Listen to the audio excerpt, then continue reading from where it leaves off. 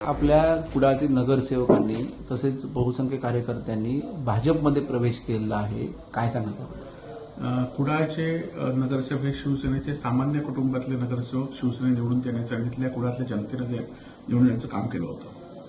परंतु सत्ताधारी पक्षाकडनं लाखो रुपयाची आमिष या नगरसेवकांना देण्यात आली आणि ती पूर्णपणे करण्यात आली. आणि त्याचबरोबर आता आपण पाहिलं असेल की काल पालकमंत्री असून देत किंवा भाजप किंवा शिंदे गटाच्या सत्ताधाऱ्यांनी सगळ्यांनी सांगितलं आहे की निधी देण्यासंदर्भात आता जो शिवसेना सोडेल त्याला निधी देऊ असं त्यांनी सांगितलं आहे. खरं तर निधी देऊन तुम्ही आमच्या लोकप्रतिनिधींना तुम्ही फोडू शकाल, परंतु सामान्य लोकांना, सामान्य शिवसैनिकांना तुम्ही फोडू शकत नाही. निश्चितपणे जिथे नगरसेवक गेले ते फक्त आणि फक्त स्वतःच्या स्वार्थासाठी आमिषाने गेलेले आहेत. कुठल्याही या ठिकाणी राजकीय तडजोडीसाठी गेले नाही, तर आपल्या स्वतःच्या आर्थिक फायद्यासाठी गेलेले आहेत. हे आम्ही यापुढच्या काळामध्ये पुराव्यादिवशी दाखवून देऊ. त्यांचं रेकॉर्डिंग सगळं आमच्याकडे आहे. कोणी पैसे दिले, किती पैसे दिले, सगळं रेकॉर्डिंग आहे. ते आम्ही योग्य वेळी आणून देऊ.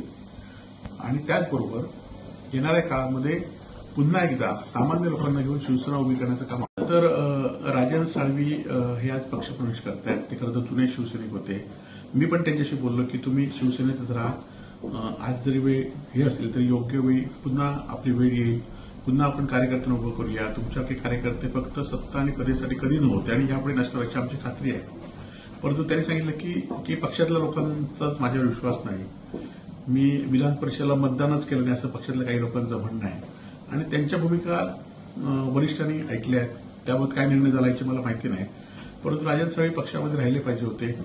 आता गेले तर तो त्यांचा प्रश्न आहे. परंतु मी मात्र शिवसेनेबरोबर उद्धव बाळासाहेब ठाकरेंबरोबर सामान्य शिवसेनेबरोबर राहणार आहे. ते आता राजकीय त्यांचे प्रश्न आहेत.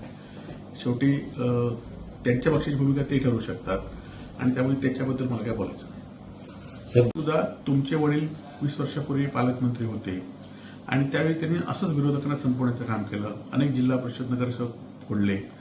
निधी द्यायचा नाही म्हणून दीपक केसरकरांना डीपीडीसीच्या मिटिंगच्या बाहेर घालून झालं. परंतु ही उन्मतगिरी जास्त काळ सिंधुदुर्ग जिल्ह्यात टिकत नाही वस्तुस्थिती आहे.